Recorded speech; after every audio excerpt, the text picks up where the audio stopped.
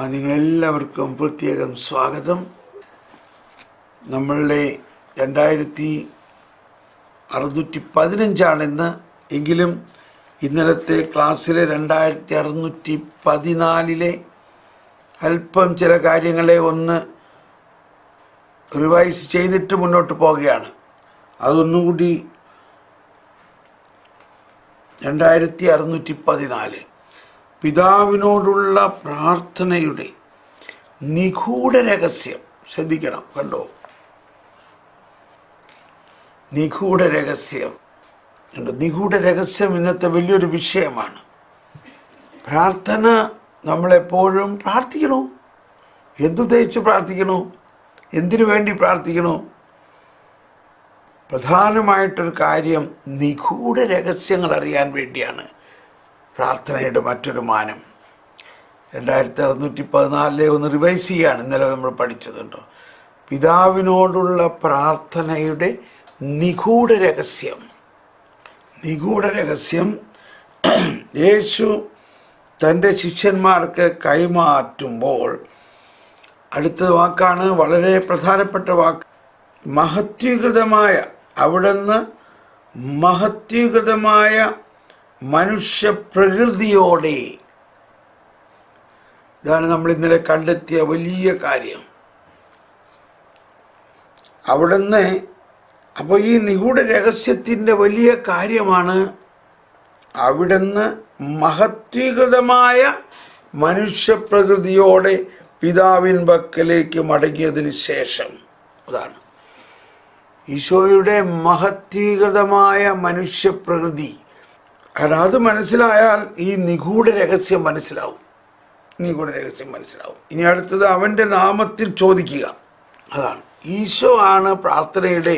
ഈശോ ആണ് നമുക്ക് വേണ്ടി പ്രാർത്ഥിക്കുന്നത്, നമ്മിൽ പ്രാർത്ഥിക്കുന്നത്, നമ്മുടെ പ്രാർത്ഥന കേൾക്കുന്നത്, നമ്മുടെ പ്രാർത്ഥന പിതാവിങ്കിലേക്ക് ഉയർത്തുന്നതെല്ലാം ഈശോ ആണ് എന്നതിലാണ് പുതുമ. Price the Lord. കണ്ടോ? അതാണ് പഴയതും പുതിയതും തമ്മിലുള്ള വ്യത്യാസം. ഇവിടെ പുതുമ ഉണ്ട് അതിൽ. കാരണം ഈ നമുക്ക് വേണ്ടി പീഡ സഹിച്ച് മരിച്ച് ഉയർത്ത് സ്വർഗാരോഹണം ചെയ്ത് പിതാവിൻ്റെ വലതു ഭാഗത്തിരിക്കുന്ന മഹത്വീകൃതമായ മനുഷ്യപ്രകൃതിയോടെ ഇരിക്കുന്ന ഈശോ ആണ് നമ്മളിൽ വസിക്കുന്നതും നമുക്ക് വേണ്ടി പ്രാർത്ഥിക്കുന്നതും. ഇനി ആ ഈശോ അതുകൊണ്ട് പറഞ്ഞു, ഞാൻ ആകുന്നു വഴിയും സത്യവും ജീവനും. പിന്നെ അടുത്ത് പറയുന്ന കാര്യം ഒന്നുകൂടി കേൾക്കണം. വിശ്വാസം അതിൻ്റെ ഫലം പുറപ്പെടുവിക്കുന്നത് സ്നേഹത്തിലാണ്. നമ്മൾ വിശ്വാസം, പ്രത്യാശ, സ്നേഹത്തെക്കുറിച്ചെല്ലാം പഠിച്ചപ്പോൾ മനസ്സിലാക്കി. പൗലോസ്ലീഹയുടെ ലേഖനത്തിൽ സ്നേഹമില്ലെങ്കിൽ നമ്മൾ എന്താണ്? സ്നേഹമില്ലെങ്കിൽ എന്താണ് നമ്മൾ? വിശ്വാസമുണ്ടായാൽ പോലും സ്നേഹമില്ലെങ്കിൽ എന്താ നമ്മൾ? സ്നേഹമില്ലെങ്കിൽ മുഴങ്ങുന്ന ചേങ്ങലയോ ചിലമ്പുന്ന കൈത്താളമോ മാത്രമാണ്. സ്നേഹമില്ലെങ്കിൽ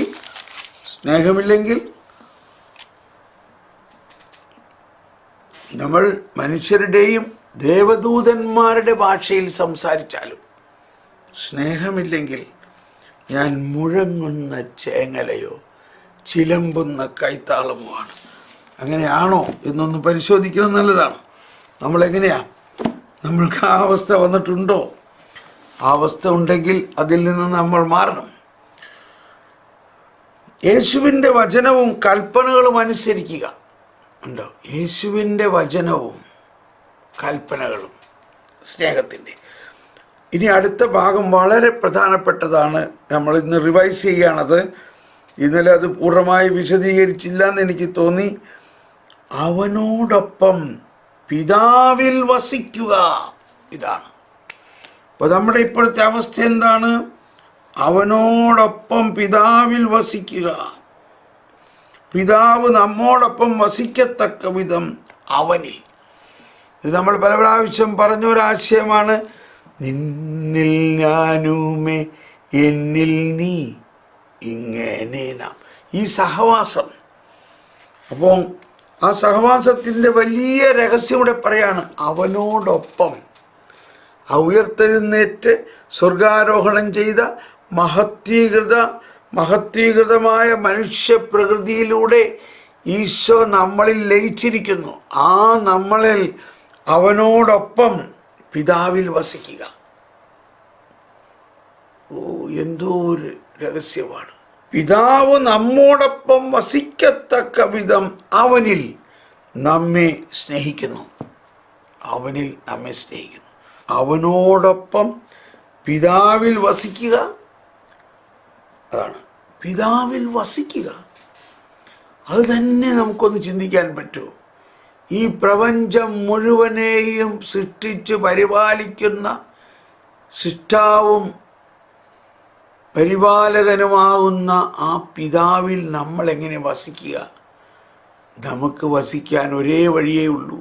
ഈശോ പറഞ്ഞു, ഞാൻ വന്ന് നിങ്ങളെയും കൂടെ കൊണ്ടുപോകും, ഞാൻ ആയിരിക്കുന്നിടത്ത് നിങ്ങളുമായിരിക്കാൻ. Praise the lord. യോഹന്നാൻ 14. അപ്പോൾ നമ്മെ പിതാവ് നമ്മോടൊപ്പം വസിക്കത്തക്ക വിധം, പിതാവ് നമ്മോടൊപ്പം വസിക്കത്തക്ക വിധം അവനിൽ നമ്മെ സ്നേഹിക്കുന്നു. യേശുവിലൂടെ നമ്മെ സ്നേഹിക്കുന്നു. തൻ്റെ ഏകപുത്രനെ നൽകാൻ തക്ക വിധം അവിടെ നിന്ന് നമ്മെ സ്നേഹിച്ചു. ഈ സ്നേഹം നമ്മുടെ ഒരു പ്രവൃത്തിയുടെയും കൊണ്ടല്ല. നമ്മൾ ഏറ്റവും വലിയ പാപിയായിരിക്കുമ്പോഴും ഈ സ്നേഹം നമ്മളെ സ്നേഹിക്കുന്നു. അതാണ് രഹസ്യം. നമ്മൾ എന്തെങ്കിലും നന്മ ചെയ്തത് കൊണ്ടല്ല,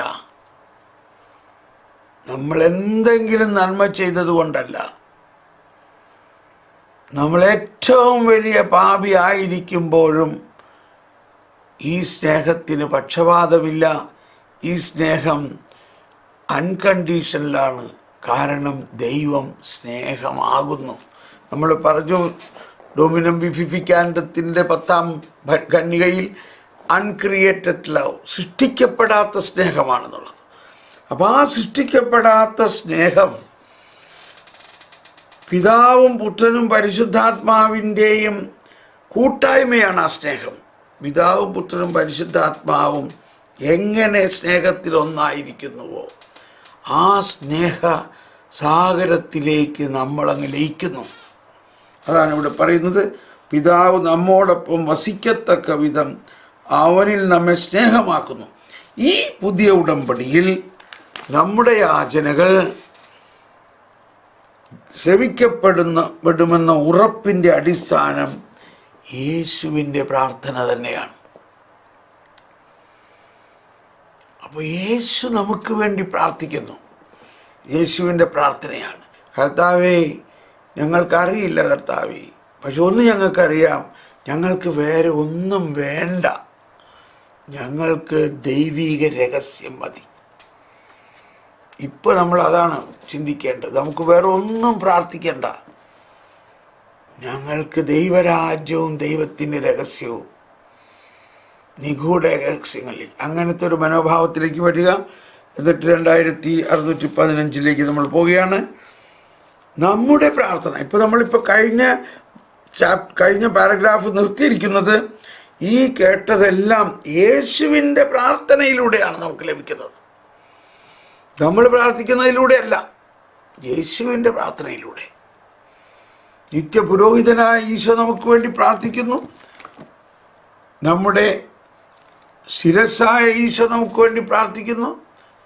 നമ്മുടെ ദൈവമായ ഈശോ നമ്മുടെ പ്രാർത്ഥന കേൾക്കുന്നു. ഇനിയാണ് നമ്മുടെ പ്രാർത്ഥന യേശുവിൻ്റേതുമായി ഐക്യപ്പെടുമ്പോൾ കണ്ടോ. അപ്പോൾ ആ യേശുവിൻ്റെ പ്രാർത്ഥനയ്ക്ക് 1ാം സ്ഥാനം കൊടുക്കുക. യേശു നമുക്ക് വേണ്ടി പ്രാർത്ഥിക്കുന്നു. യേശുവിൻ്റെ പ്രാർത്ഥനയ്ക്ക് 1ാം സ്ഥാനം കൊടുക്കുക. ഞാൻ ഇന്നത് പ്രാർത്ഥിച്ചു, ഞാൻ ഇത്ര പ്രാവശ്യം പ്രാർത്ഥിച്ചു, ഞാൻ ഇത്ര കൊന്ത ചൊല്ലി, ഇത്ര സ്വർഗസ്ഥനായിതാവ് ചൊല്ലി, ഇത്ര വിശ്വാസപ്രമാണം ചൊല്ലി, അതുകൊണ്ട് ഞാൻ കാര്യം നടന്നു എന്ന് പറയണതിലല്ല, മറിച്ച് ഈശോ എനിക്ക് വേണ്ടി പ്രാർത്ഥിക്കുന്നു. ഈശോ തൻ്റെ മുറിവുകൾ പിതാവിന് കാണിച്ചുകൊണ്ട് പ്രാർത്ഥിക്കുന്നു. ഈശോ എനിക്ക് വേണ്ടി കുരിശിൽ കിടന്ന് പ്രാർത്ഥിച്ചു. ഈശോ ഉയർത്തെഴുന്നേറ്റ ഈശോ എനിക്ക് വേണ്ടി പ്രാർത്ഥിക്കുന്നു. ഉയർത്തെഴുന്നേറ്റ വിസ്മയനീയമായ ആ മഹത്വീകരിക്കപ്പെട്ട ശരീരത്തോടെ ഈശോ പിതാവിൻ്റെ വലതുഭാഗത്തിരുന്ന് എനിക്ക് വേണ്ടി പ്രാർത്ഥിക്കുന്നു. ആ പ്രാർത്ഥനയോട് എൻ്റെ പ്രാർത്ഥന ചേർന്നു. ഇതാണ് വളരെ പ്രധാനപ്പെട്ട നമ്മളിപ്പോൾ പഠിക്കേണ്ട ഒരു കാര്യം. അങ്ങനെ നിങ്ങൾ ഇന്ന് തന്നെ പ്രാർത്ഥിച്ചു നോക്കൂ. ഈശോയെ, അങ്ങേക്ക് വേണ്ടി പ്രാർത്ഥിക്കുന്നു. നമ്മുടെ പ്രാർത്ഥന യേശുവിൻ്റേതുമായി ഐക്യപ്പെടുമ്പോൾ, അതെങ്ങനെ ഐക്യപ്പെടലുണ്ടാവുന്നത്? അതാണ് അടുത്ത് വരുന്നത്. എന്നേക്കും നിങ്ങളോടുകൂടെ ആയിരിക്കാൻ മറ്റൊരു സഹായകനായ സത്യാത്മാവിനെ പിതാവ് നമുക്ക് സമ്മാനിക്കുന്നു. അതാണ് ഇവിടെയാണ് ആ നിഗൂഢ രഹസ്യത്തിൻ്റെ അടുത്ത പടി. ഈശോ നമുക്ക് വേണ്ടി പ്രാർത്ഥിച്ചു. ഈശോ നമുക്ക് വേണ്ടി ആദ്യം എന്താ പ്രാർത്ഥിക്കാൻ പോണത്? ഈശോ പറഞ്ഞു, ഞാൻ പിതാവിനോട് പ്രാർത്ഥിക്കുകയും എന്നെപ്പോലെ തന്നെ മറ്റൊരു അഡ്വക്കേറ്റ്, 2 അഡ്വക്കേറ്റുമാരാണ്. അഡ്വക്കേറ്റ് എന്നാണ് ഇംഗ്ലീഷിൽ അതിന് പറയുന്നത്. 2 അഡ്വക്കേറ്റ്, നമ്മുടെ ഭാഗത്ത് നിൽക്കുന്ന അഡ്വക്കേറ്റ്, നമുക്ക് വേണ്ടി വാദിക്കാനുള്ള അഡ്വക്കേറ്റ്, നമ്മുടെ ഭാഗം നിന്ന് വാദിക്കുന്ന അഡ്വക്കേറ്റ്. അതാണ് അഡ്വക്കേറ്റ്. എന്നോട് ക്ഷമിക്കണം, ഈ കാലത്ത് ഒരുപാട് പലരുടെയും അഡ്വക്കേറ്റുമാർ പലതും ചെയ്തതായിട്ടൊക്കെ നമ്മൾ കേൾക്കുന്നില്ല. അങ്ങനത്തെ അഡ്വക്കേറ്റുമാരല്ല. മറ്റാളുടെ അടുക്കൽ നിന്ന് കാശ് മേടിച്ചും കൊണ്ട് നമ്മളുടെ ഭാഗം നിന്നുകൊണ്ട് നമ്മളെ വഞ്ചിക്കുന്ന അഡ്വക്കേറ്റല്ല. ക്ഷമിക്കണം കേട്ടോ. ഈ അഡ്വക്കേറ്റ് നമുക്ക് വേണ്ടി മാത്രമാണ്. നമുക്ക് വേണ്ടി മാത്രം. അതിനൊന്ന് ചിന്തിക്കൂ. നമുക്ക് 2 അഡ്വക്കേറ്റുമാരുണ്ട്. നമുക്ക് വേണ്ടി വാദിക്കാൻ, നമുക്ക് വേണ്ടി പ്രാർത്ഥിക്കാൻ. ആ അഡ്വക്കേറ്റുമാർ നമ്മുടെ കൂടെ യുഗാന്ത്യം വരെ ഉണ്ടാവും. അവിടെ അന്തിമ ദിവസം അവിടെ ആ വിധിയാളൻ്റെ മുമ്പിൽ നിൽക്കുമ്പോൾ ഈ 2 അഡ്വക്കേറ്റുമാരും നമുക്ക് വേണ്ടി വാദിക്കും.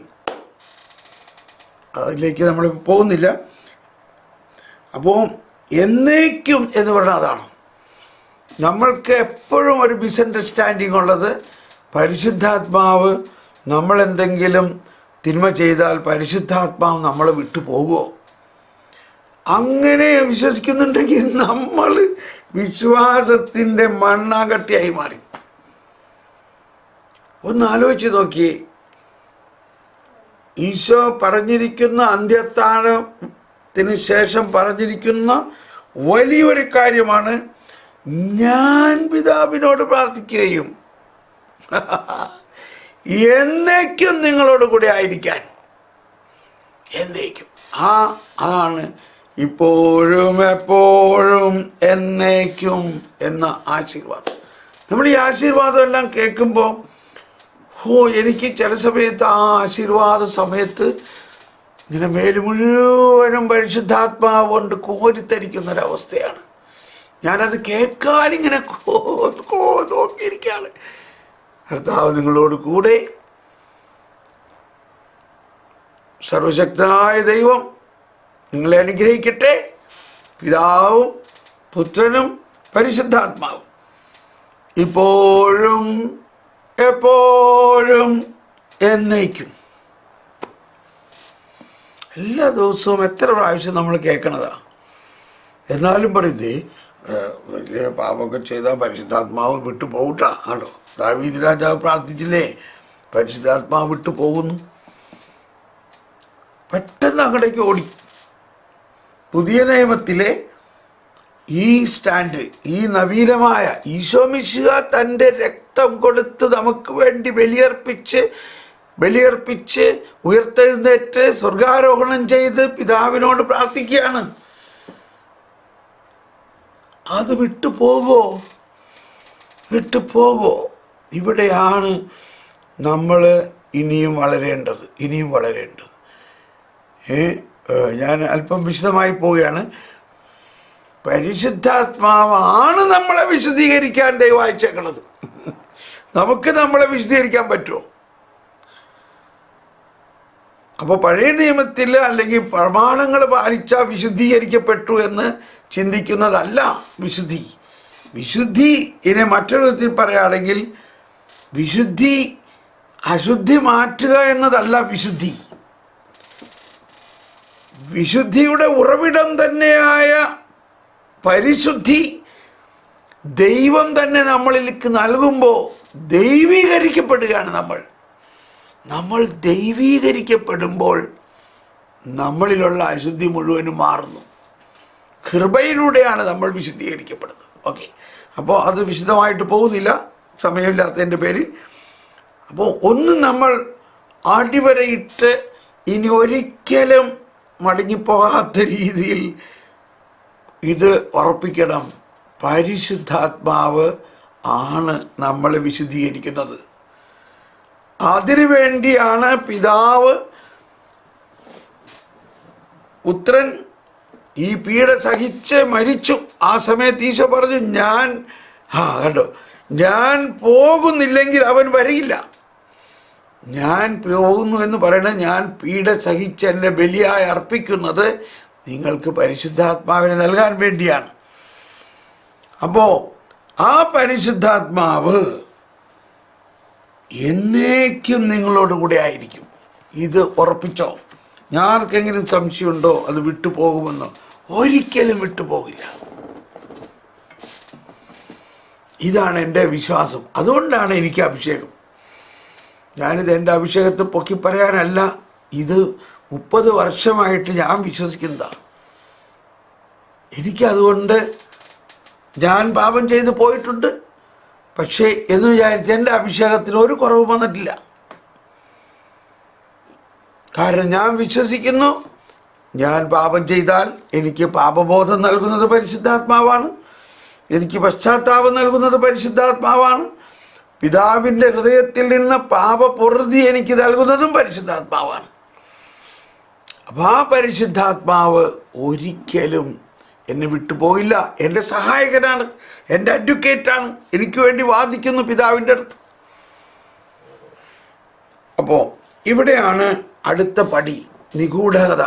എന്നേക്കും നിങ്ങളോടുകൂടെ ആയിരിക്കാൻ മറ്റൊരു സഹായകനായ സത്യാത്മാവിനെ പിതാവ് നമുക്ക് സമ്മാനിക്കുന്നു. പ്രാർത്ഥനയുടെയും, ശ്രദ്ധിക്കണേ, ഇനി വലിയ കാര്യത്തിലേക്ക് വരികയാണ്, പ്രാർത്ഥനയുടെയും അതിൻ്റെ സാഹചര്യങ്ങളുടെയും ഈ പുതിയ മാനം കണ്ടോ. ഇത് പുതിയ മാനമാണ്. ഇത് പഴയ നിയമത്തിലെങ്ങുമില്ല ഇങ്ങനെ ഒരു മാനം.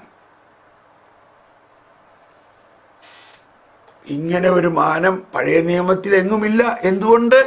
യേശുക്രിസ്തു തൻ്റെ പീഡ സഹിച്ച് മരിച്ചുയർത്ത് സ്വർഗാരോഹണം ചെയ്തതിന് ശേഷമേ ഇത് വരാൻ പറ്റുള്ളൂ. ഹല്ലേലൂയ.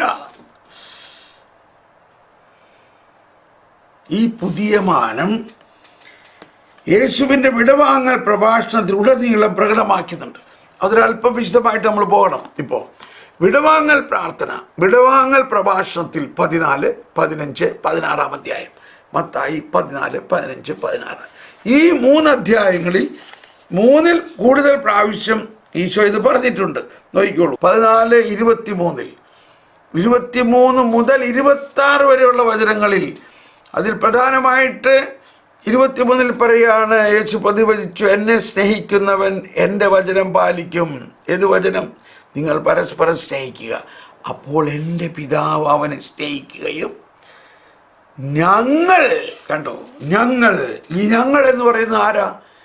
ഇവിടെയാണ് വളരെ അപൂർവ സ്ഥലത്ത് ഉപയോഗിച്ചിരിക്കുന്നൊരു വാക്കാണ് ഞങ്ങൾ എന്ന്. ഈശോ ഞങ്ങൾ എന്ന് പറഞ്ഞാൽ പിതാവും പുത്രനും പരിശുദ്ധാത്മാവുമായ ത്രിത്വൈക ദൈവം ഞങ്ങൾ വന്ന് അവനിൽ വാസമുറപ്പിക്കും. എൻ്റെ സ്നേഹിക്കുകയും അവൻ്റെ അടുത്ത് വന്ന് അവനിൽ വാസമുറപ്പിക്കുകയും ചെയ്യും. ഉണ്ടോ?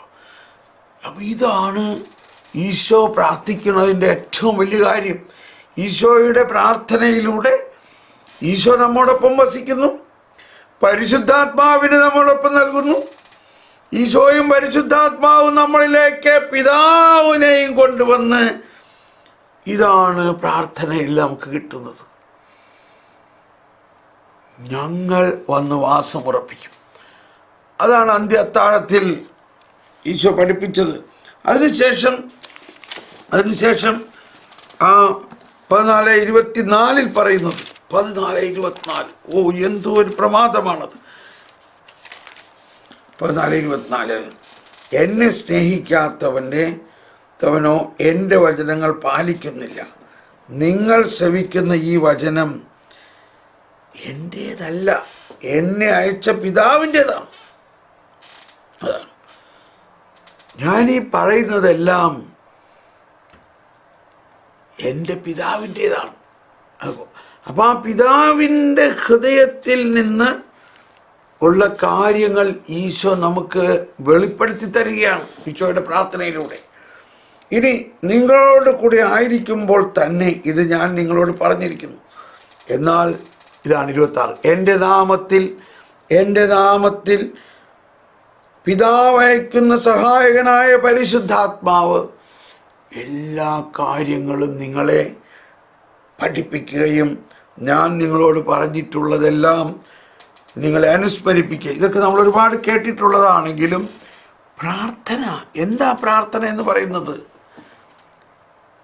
പിതാവ് ഈ രഹസ്യങ്ങൾ പഠിക്കണം, ഈ രഹസ്യങ്ങൾ മനസ്സിലാക്കുക, ഈ രഹസ്യങ്ങളിലേക്ക് പ്രവേശിക്കുക, ഈ രഹസ്യങ്ങൾ ഓർമ്മിക്കുക, ഈ രഹസ്യങ്ങളെക്കുറിച്ച് വിചിന്തനം ചെയ്യുക. ഹല്ലേലൂയ. മറ്റുള്ളവരുടെ കുറ്റങ്ങളും കുറവുകളും നോക്കി അതിനെക്കുറിച്ച് പറഞ്ഞുകൊണ്ടിരിക്കുന്നതല്ല ക്രിസ്തീയ ജീവിതം. അല്ലേ അല്ല. നമ്മൾ മണ്ണാങ്കട്ടിയായിപ്പോയപ്പോൾ, നമ്മൾ ആദത്തിൻ്റെ സ്വഭാവമായിപ്പോയി. ആദത്തിനോട് കർത്താവ് ചോദിച്ചു, നിന്നോട് ചെയ്യണ്ട എന്ന് പറഞ്ഞു, നീ ചെയ്തോ? ഉടനെ ആദം എന്ത് പറഞ്ഞു? അതെ, അത് അങ്ങ് തന്ന ആ പെണ്ണ് കാരണമാണ് ഈ പ്രശ്നമൊക്കെ ഉണ്ടായത് കേട്ടോ. ഉടനെ ആദം പെണ്ണിനെ കുറ്റം പറഞ്ഞു. നമ്മൾ മറ്റുള്ളവരെ കുറ്റം പറയൽ നിർത്തിയിട്ട് നമ്മളിൽ ദൈവം തന്നിരിക്കുന്ന രഹസ്യങ്ങളെക്കുറിച്ച് ചിന്തിക്കുക. അതാണ് ആദ്യം നിങ്ങൾ സ്വർഗരാജ്യവും അവിടുത്തെ നീതിയും അന്വേഷിക്കുക എന്ന് പറഞ്ഞാൽ ആദ്യം നിങ്ങൾ ത്രിത്വൈക ദൈവത്തെ, നിങ്ങളുടെ ഹൃദയത്തിൽ വസിക്കുന്ന ഈ വലിയ രഹസ്യത്തെക്കുറിച്ച് ചിന്തിക്കുക. നിങ്ങളുടെ ബുദ്ധി പ്രകാശിക്കട്ടെ. ഇനി അടുത്ത വാക്ക് കേൾക്കുകയാണ് കേട്ടോ. അപ്പോൾ 14, ഇപ്പോൾ ഇത് 14-ാം അധ്യായത്തിൽ പറഞ്ഞു. 14-ാം അധ്യായത്തിൽ വീണ്ടും നമ്മൾ കേട്ടിട്ടുണ്ട്. 14 എവിടെയാണ് നമ്മളിപ്പോൾ? 14:14 പറയുന്നുണ്ട്, എൻ്റെ നാമത്തിൽ നിങ്ങൾ എന്നോട് എന്തെങ്കിലും ചോദിച്ചാൽ ലഭിക്കും. 14. അതിനുശേഷം 15:7 കണ്ടോ. 15:7 പറയണ എന്താ?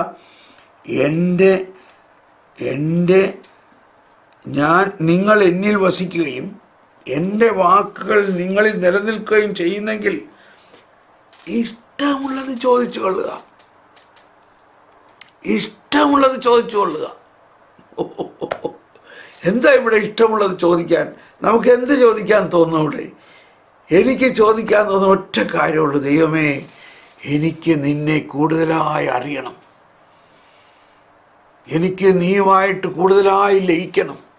അതുമാത്രം മതി എനിക്ക്.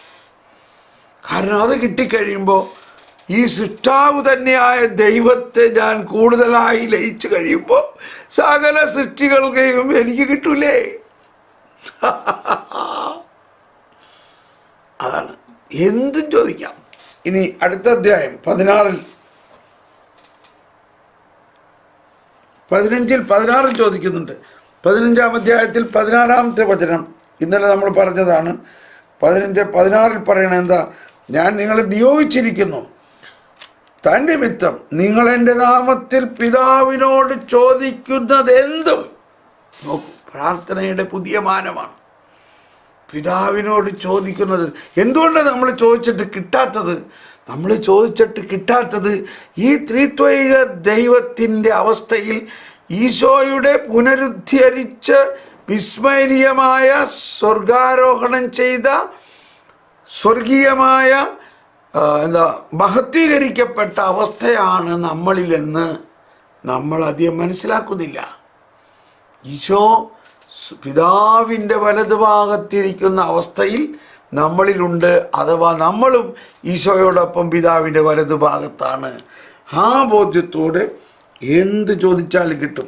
ഇനി അതിനുശേഷം പറയുന്നത് 16, 13, 15. അന്ത്യത്താഴത്തിൽ ഇനി 14 കഴിഞ്ഞു, 15 കഴിഞ്ഞു, 16, 13 കണ്ടോ. സത്യാത്മാവ് വരുമ്പോൾ നിങ്ങളെ സത്യത്തിൻ്റെ പൂർണ്ണതയിലേക്ക് നയിക്കും. അപ്പോൾ ഈ ദൈവിക ഉണ്മ, ഈ ത്രിത്വൈക ദൈവത്തിൻ്റെ രഹസ്യം നമ്മിലുള്ളത്, അതാണ് സത്യം. അതൊരു സത്യമാണ്, അത് നമ്മളിലുണ്ട്. ദൈവം നമ്മോട് കൂടെ, എമ്മാനുവേൽ, ദൈവം നമ്മോട് കൂടെ. ഏത് ദൈവം? ഈ അണ്ടകടാഹങ്ങളെ മെനഞ്ഞെടുത്ത ദൈവം ഈ മനുഷ്യൻ്റെ അകത്ത് വസിക്കണമെന്ന്. പക്ഷെ നമുക്ക് മനസ്സിലാക്കാൻ പറ്റുന്നില്ല, കാരണം അത് നമ്മുടെ ബുദ്ധിക്ക് മനസ്സിലാവില്ല. പിന്നെ എങ്ങനെ മനസ്സിലാകും? സത്യാത്മാവ് വരുമ്പോൾ. പരിശുദ്ധാത്മാവ് നമ്മൾ പാപം ചെയ്യുമ്പോൾ പോകാനെന്ന് പറഞ്ഞുകൊണ്ടിരുന്നാൽ പിന്നെ എങ്ങനെ മനസ്സിലാവും?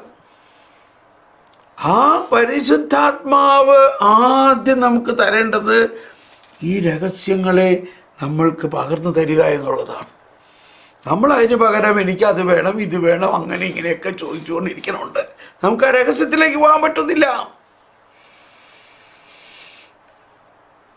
ആ രഹസ്യത്തിലേക്ക് പോകാൻ പറ്റണമെങ്കിൽ ബാക്കിയുള്ളതൊക്കെ വിടൂ. അതൊന്നും എനിക്ക് വേണ്ടേ വേണ്ട, എനിക്ക് നീ മാത്രം മതി.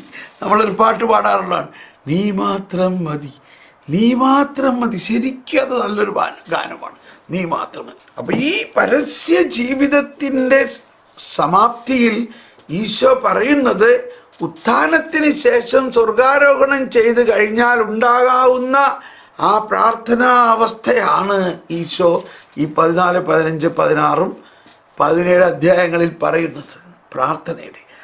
ഇനി അടുത്തതാണ് വലിയൊരു കാര്യം. കേട്ടുള്ളൂ. പരിശുദ്ധാത്മാവിൽ, ഇപ്പോൾ ഇവിടെ കേട്ടത് മുഴുവനും പരിശുദ്ധാത്മാവ് നമ്മുടെ കൂടെ ഉണ്ടെന്നുള്ളതാണല്ലോ. ഉണ്ടോ ഇല്ലയോ? ഉണ്ട്. പരിശുദ്ധാത്മാവിൽ പിതാവുമായി ക്രിസ്തുവിലൂടെ മാത്രമല്ല അവനിൽ തന്നെയുമുള്ള സ്നേഹ കൂട്ടായ്മയാണ് ക്രൈസ്തവ പ്രാർത്ഥന. കണ്ടോ, ത്രിത്വാത്മകത വന്നില്ലേ? പരിശുദ്ധാത്മാവിൽ പിതാവുമായി ക്രിസ്തുവിലൂടെ മാത്രമല്ല അവനിൽ തന്നെയുള്ള സ്നേഹ കൂട്ടായ്മയാണ് ക്രൈസ്തവ പ്രാർത്ഥന. അപ്പം പരിശുദ്ധാത്മാവിൽ പിതാവുമായി ക്രിസ്തുവിലൂടെ, ഈ പിതാവും പുത്രനും പരിശുദ്ധാത്മാവാകുന്ന ഈ സ്നേഹ കൂട്ടായ്മ,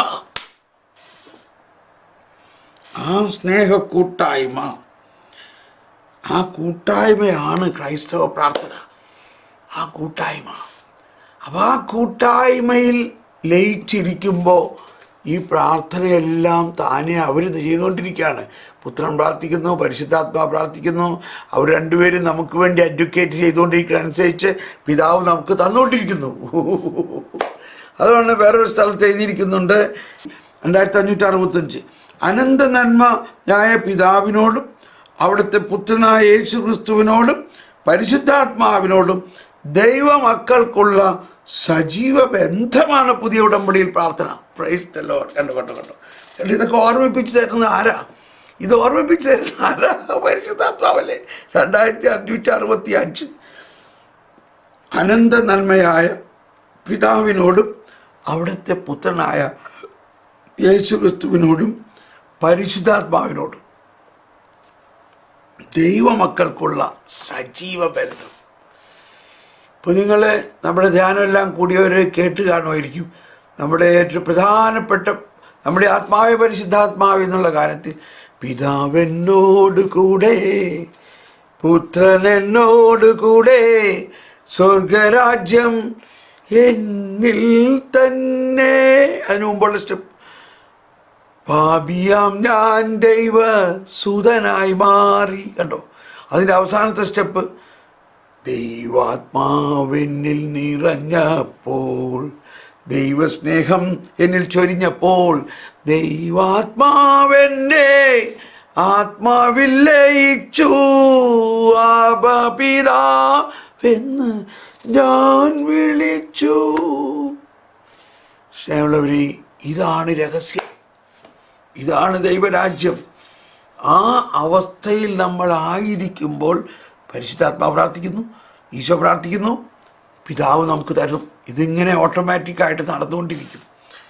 അപ്പോൾ അങ്ങനെ ഇരിക്കുന്ന അവസ്ഥയാണ് ഈ പ്രാർത്ഥനയുടെ വലിയ ഒരവസ്ഥ. ഒന്നുകൂടി വായിക്കാം. പരിശുദ്ധാത്മാവിൽ പിതാവുമായി ക്രിസ്തുവിലൂടെ, മാത്രമല്ല ഇത് ആ ഓരോ വാക്കും മുറിച്ച് ശ്രദ്ധിക്കണം. പരിശുദ്ധാത്മാവിൽ പിതാവുമായി ക്രിസ്തുവിലൂടെ, മാത്രമല്ല അവനിൽ തന്നെയുമുള്ള സ്നേഹക്കൂട്ടായ്മ. സ്നേഹക്കൂട്ടായ്മ എന്ന് പറഞ്ഞാൽ എന്താ അവിടുത്തെ സ്നേഹക്കൂട്ടായ്മ? പിതാവും പുത്രനും പരിശുദ്ധാത്മാവിൻ്റെയും ആ ത്രിത്വൈക ദൈവത്തിൻ്റെ കൂട്ടായ്മ. ആ കൂട്ടായ്മയാണ് ക്രൈസ്തവ പ്രാർത്ഥന. എന്നിട്ട് ഈശോ പറയാണ്, ഇതുവരെ നിങ്ങൾ എൻ്റെ നാമത്തിൽ ഒന്നും തന്നെ ചോദിച്ചിട്ടില്ല. ഇവിടെ എൻ്റെ നാമം എന്ന് പറയുമ്പോൾ ഈ ത്രിത്വൈക ദൈവത്തിനെ പൂർണ്ണമായി ഉൾപ്പെടുത്തിക്കൊണ്ടുള്ള ഒരവസ്ഥയാണ് ഈശോ. ത്രിത്വൈക ദൈവവുമായിട്ട് ലയിച്ച് നമ്മൾക്ക് ആ ലയനം തന്നു കഴിഞ്ഞിട്ടുള്ള അവസ്ഥയാണത്. ചോദിക്കുവിൻ, നിങ്ങൾക്ക് ലഭിക്കും, അതുമൂലം നിങ്ങളുടെ സന്തോഷം പൂർണ്ണമാകുകയും ചെയ്യും. 16:24. അതുമൂലം നിങ്ങളുടെ സന്തോഷം പൂർണ്ണമാകുകയും ചെയ്യും. 728 പറയുന്നത്, ഓക്കെ കേൾക്കാം. തൻ്റെ മരണവും ഉത്ഥാനവും വഴി താൻ മഹത്വഗതനാകുന്നത് വരെ യേശു പരിശുദ്ധാത്മാവിനെ പൂർണ്ണമായി വെളിപ്പെടുത്തുന്നില്ല. അതാണ് ആ പരസ്യ ജീവിതത്തിലെല്ലാം ഈശോ പടിപടിയായിട്ടാണ് പരിശുദ്ധാത്മാവിനെ ഇങ്ങനെ വെളിപ്പെടുത്തി കൊണ്ടുവരുന്നത്.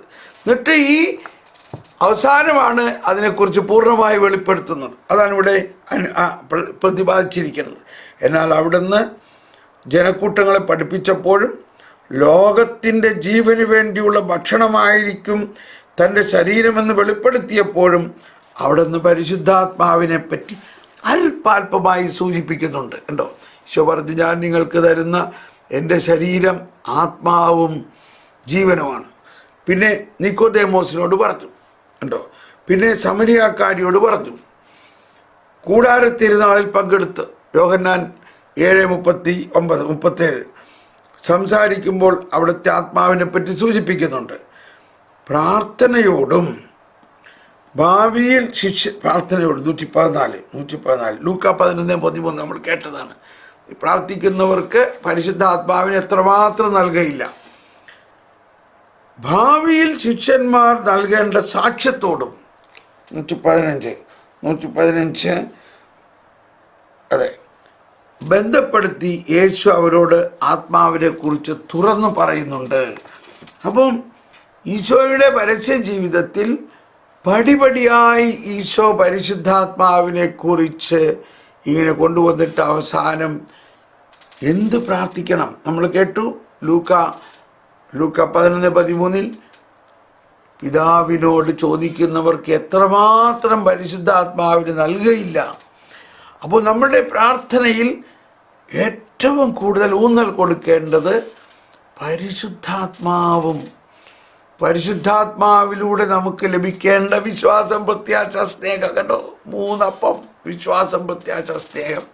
അതോടൊപ്പം പരിശുദ്ധാത്മാവിൻ്റെ എല്ലാ ദാനങ്ങളും, വിസ്മയനീയത മുഴുവനും നമ്മളിലേക്ക് ചൊരിയപ്പെടും.